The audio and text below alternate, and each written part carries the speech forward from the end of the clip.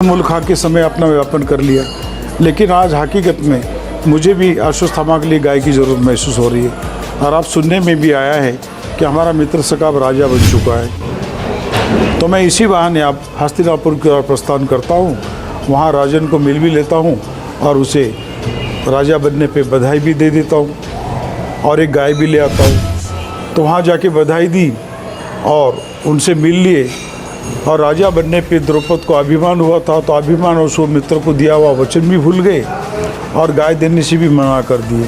बोले तुम कहाँ भिक्षु ब्राह्मण और हम कहाँ राजा।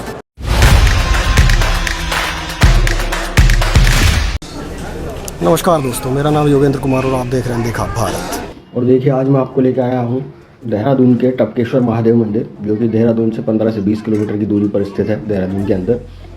तो चलिए चलते हैं, मंदिर के दर्शन करते हैं। और इस मंदिर का जो इतिहास है, इस मंदिर का इतिहास महाभारत काल से जुड़ा हुआ है। ये जो मंदिर है ये महाभारत काल से भी पुराना है। ऐसा कहा जाता है कि गुरु द्रोणाचार्य ने जो शिक्षा ली थी, जो भगवान शिव से जो धनुर्विद्या, जो शस्त्रों का ज्ञान लिया था, वो यही इसी मंदिर में लिया था। यहाँ पर उन्होंने 12 साल तपस्या की थी।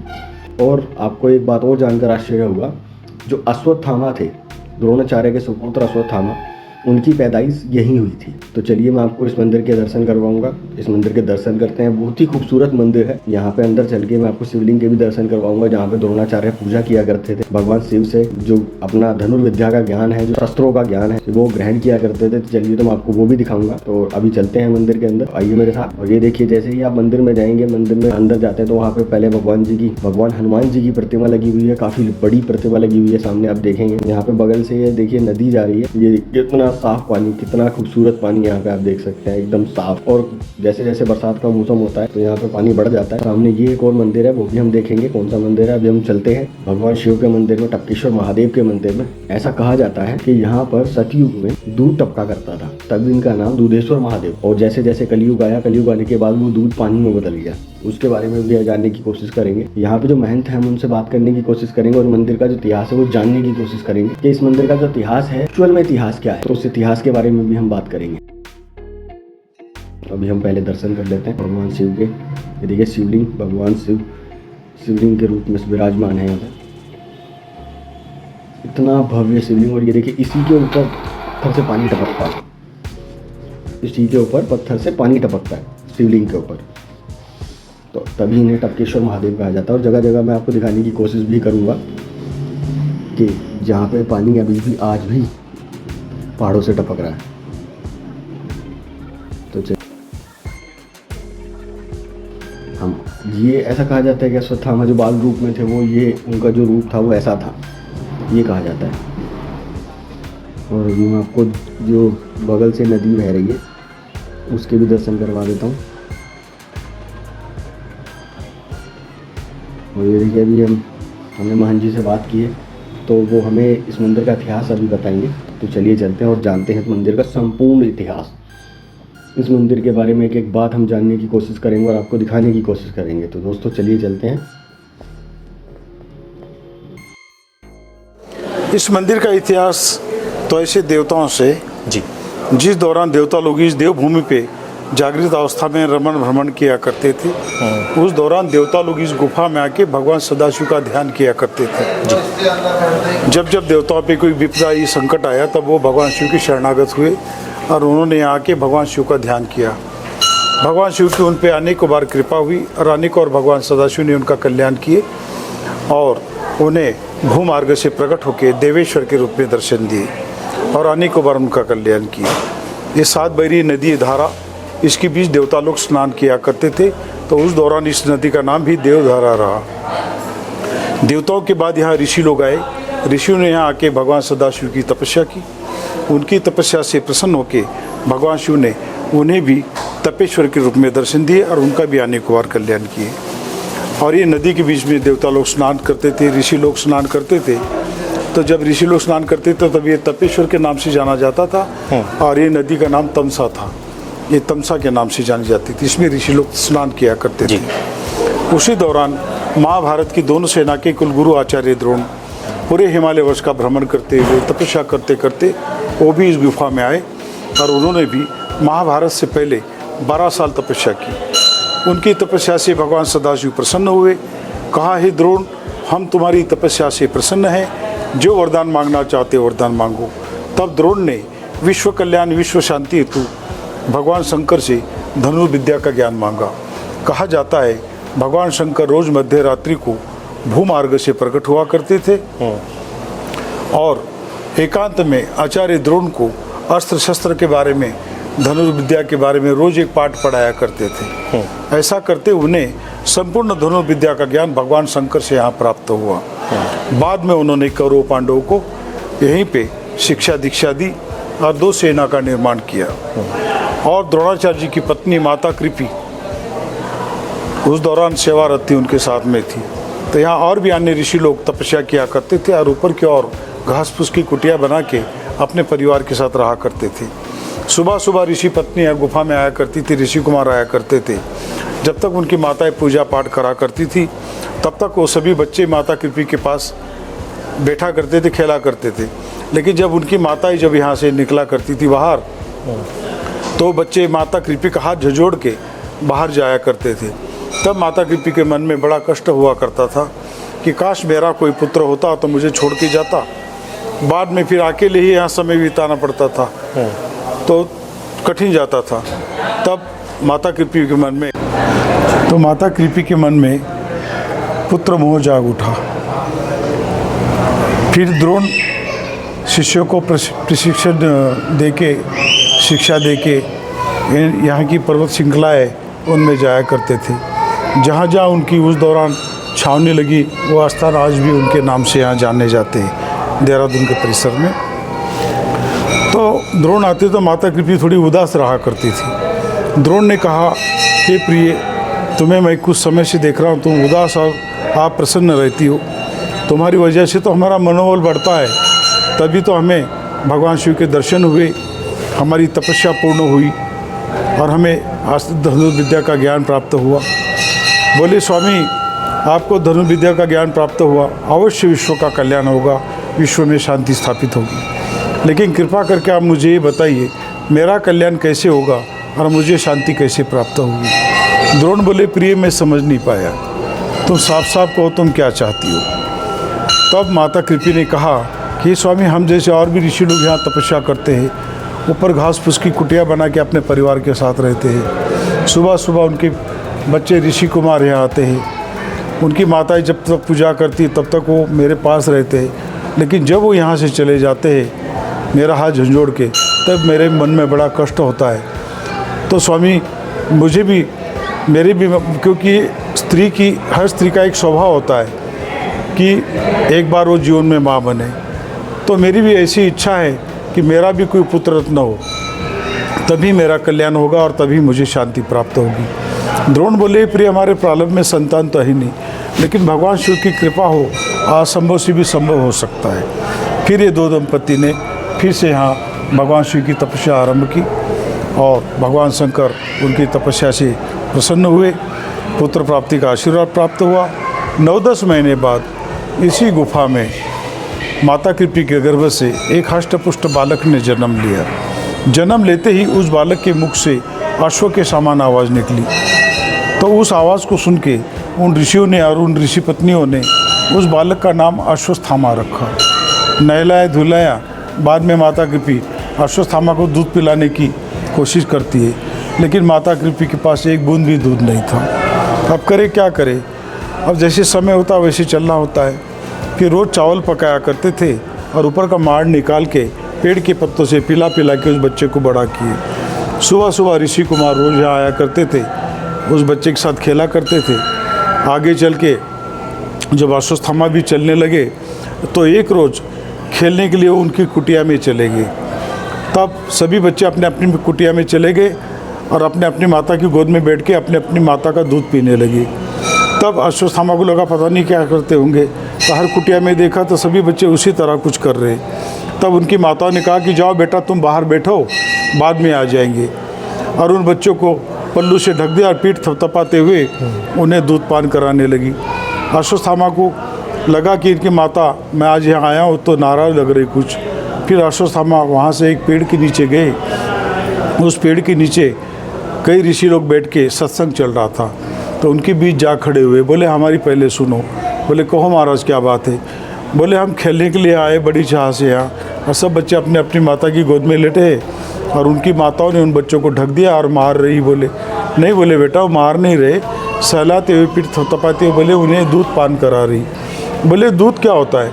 बोले बेटा ये दूध एक श्वेत तर पदार्थ होता है, पीने में मीठा होता है, और ये पदार्थ माँ से अत गाय से प्राप्त होता है, और इसके पीने से भूख प्यास मिट जाती है। तो और जो ऋषि लोग थे, अरे बोले हम आप सब जानते हैं कि द्रोण पुत्र अश्वत्थामा ने आज तक एक बूंद दूध चखा नहीं है, और आप दूध के बारे में व्यर्थ चर्चा क्यों किए जा रहे हो। आज प्रथम बार अश्वत्थामा हमारे आश्रम आए हैं, तो आज इनका स्वागत भी दूध से किया जाए। मटके से एक कोटरा दूध लाए और अपनी गोद में बिठा के उस बालक को एक कोटरा दूध पान कराए। पीने में मीठा मधुर लगा और शक्ति का एहसास होने लगा। तब से अश्वत्थामा के मन में दूध के प्रति लालसा पैदा हुई कि काश ऐसा दूध रोज़ मिले तो कितना अच्छा होगा।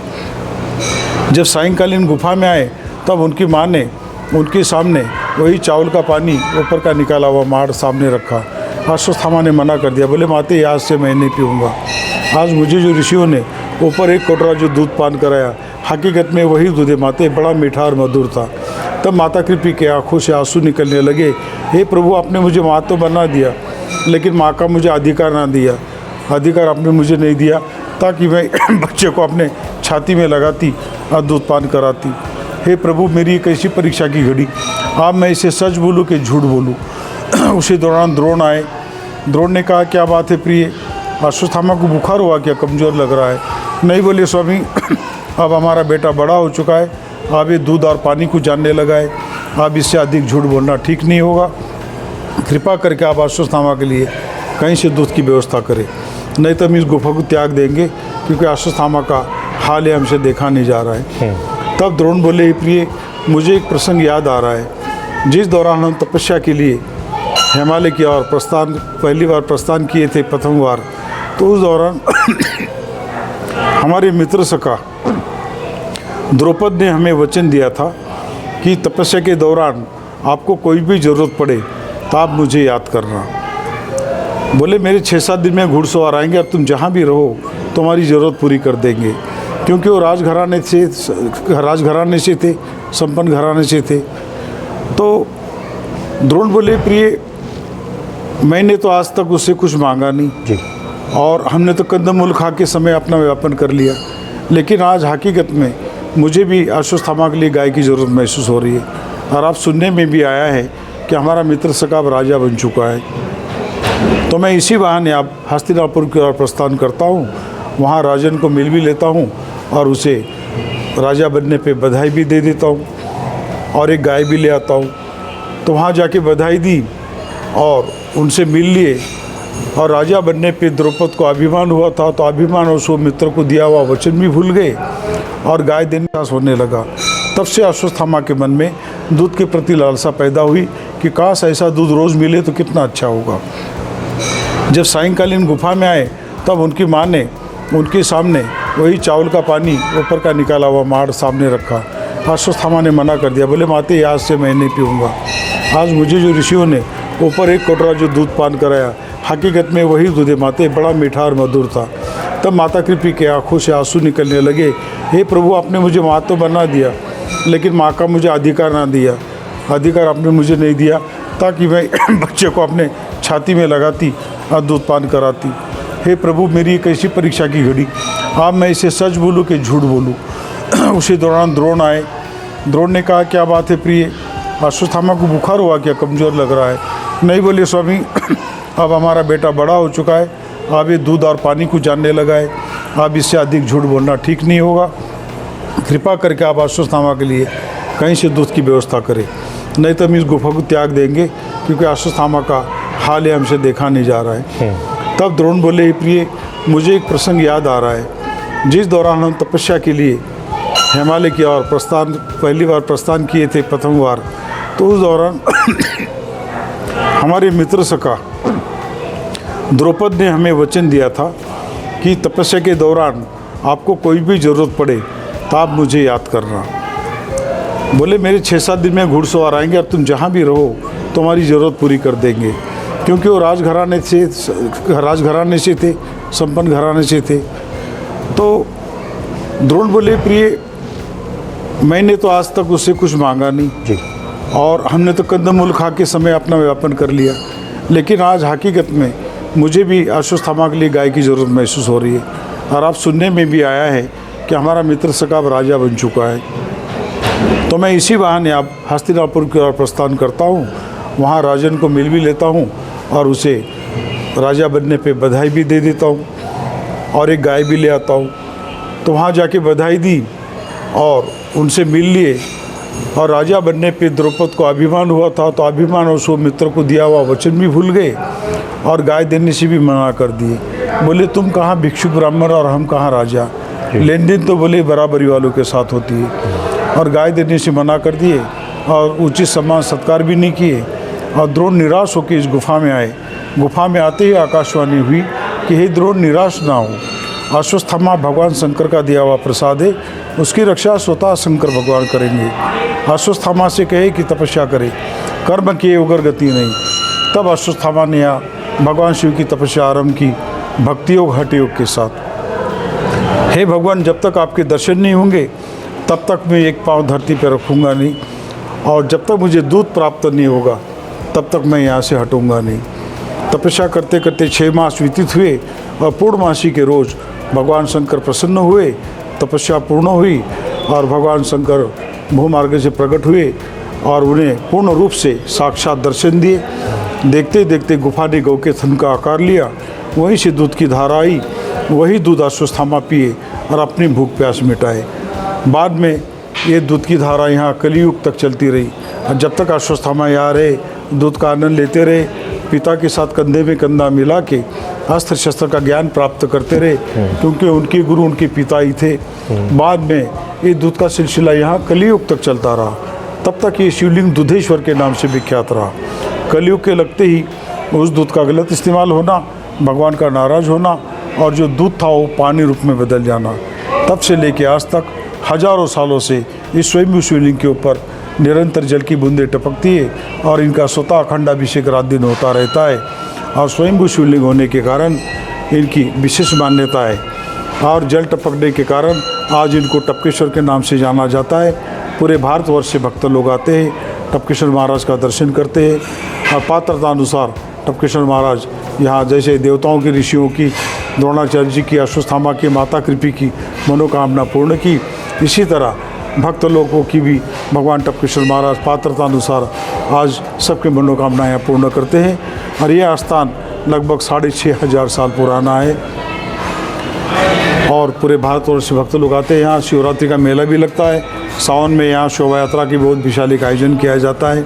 आप लोग भी कभी देहरादून आए तो अवश्य टपकेश्वर महाराज का दर्शन करें एवं आशीर्वाद प्राप्त करें। चलिए, बहुत बहुत धन्यवाद।